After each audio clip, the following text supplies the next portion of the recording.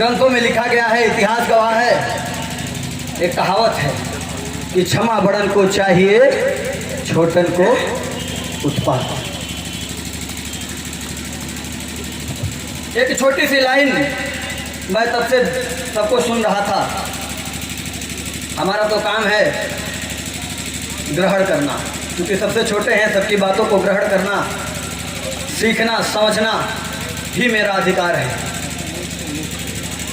उन सब से एक निचोड़ जो समझ के बस बैठे बैठे मैं समझ रहा था, वही बात हो गई कि किसी ने मुर्गे से पूछा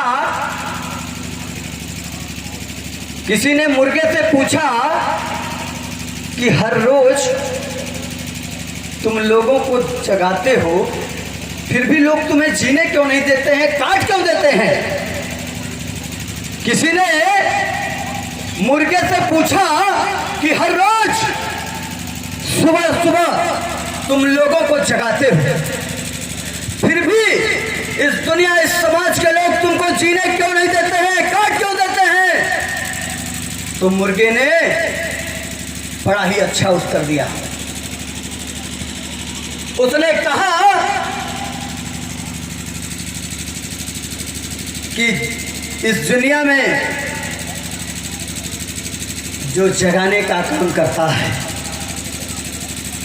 जो भी व्यक्ति जगाने का काम करता है, उसका यही अंजाम होता है। कहने का अभिप्राय मात्र इतना है। मैं बहुत बहुत बधाई देना चाहता हूं इस कार्यक्रम के आयोजक हमारे बड़े भैया कुशीनगर जिला अध्यक्ष आदरणीय राजेश पांडे जी को। एक कम से कम जिसको पूछना होगा इस कार्यक्रम के बाद उनसे पूछेगा और उनके दर्द को पूछेगा कि इतने लोगों को इकट्ठा करने में, इतने लोगों को बैठने की व्यवस्था करने में, इतने लोगों को बैठा करके संबोधन कराने में उनको क्या क्या झेलना पड़ा होगा, कितना सहयोग झेलना पड़ा होगा और उसका कई गुना असहयोग झेलना पड़ा होगा। हम कम नहीं हैं, हमने गलती किया, हमने बहुत सारी गलतियां किया है। हम आज यहां क्यों इकट्ठा हुए हैं, किस कारण इकट्ठा हुए हैं, क्या जरूरत पड़ गई? हम पूछते हैं क्या जरूरत पड़ गई उस ब्राह्मण समाज को जो ये कहता था कि संघ शक्ति कलयुगे, लेकिन कभी संघ की जरूरत खुद महसूस नहीं किया। क्या जरूरत पड़ गई आज संघ को? क्या जरूरत उस ब्राह्मण को पड़ गई इकट्ठा होने की जो सर्वे भवन्तु सुखना की बात करता है? क्या जरूरत पड़ गई उस ब्राह्मण को जो विश्व के कल्याण की बात करता है? क्या जरूरत पड़ गई उस ब्राह्मण समाज को इकट्ठा होने की जो प्राणियों में सद्भावना की बात करता है?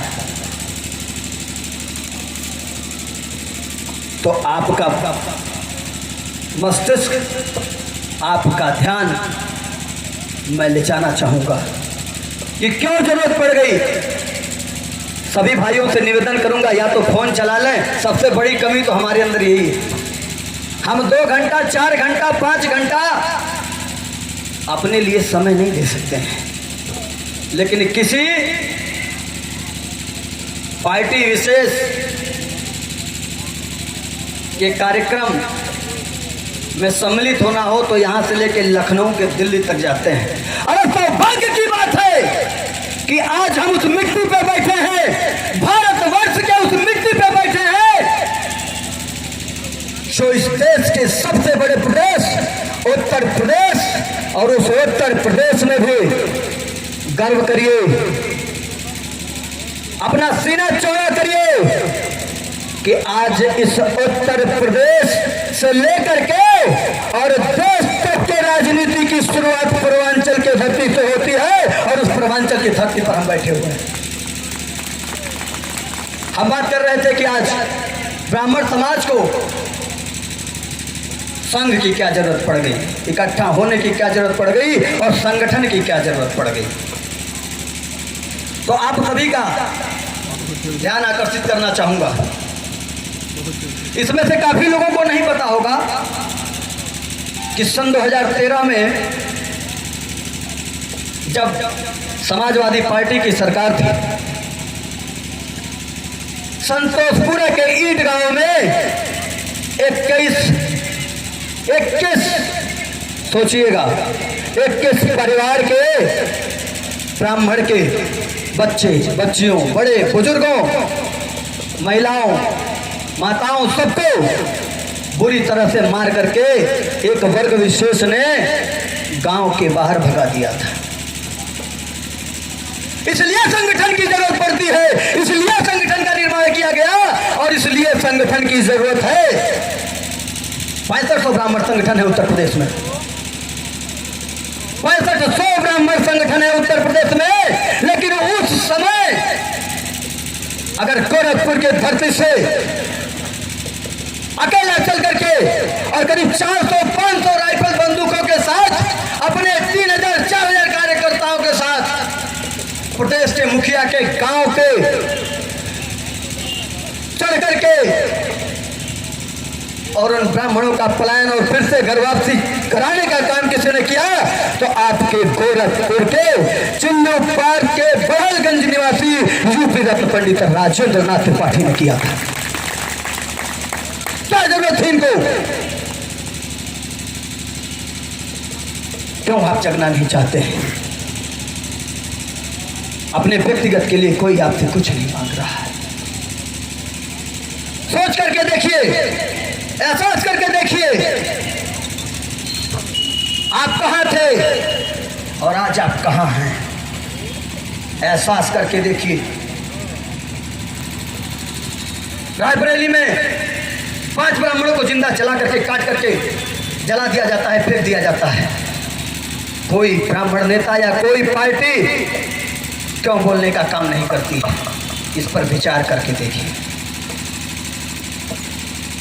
यकीन करिए मित्रों, पता कर लीजिएगा, नेट पर भी ये चीजें हैं। अतिशयोक्ति नहीं बोलता हूं, अधिक नहीं बोलता हूं।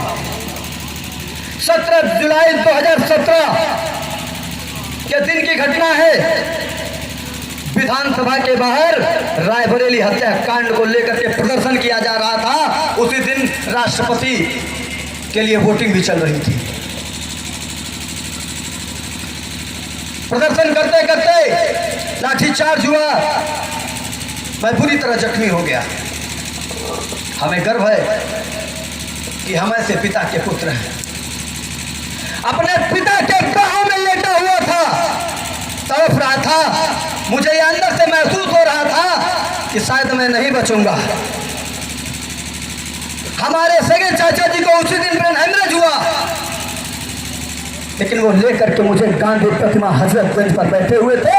किसके लिए? आपके लिए, अपने समाज की भलाई के लिए,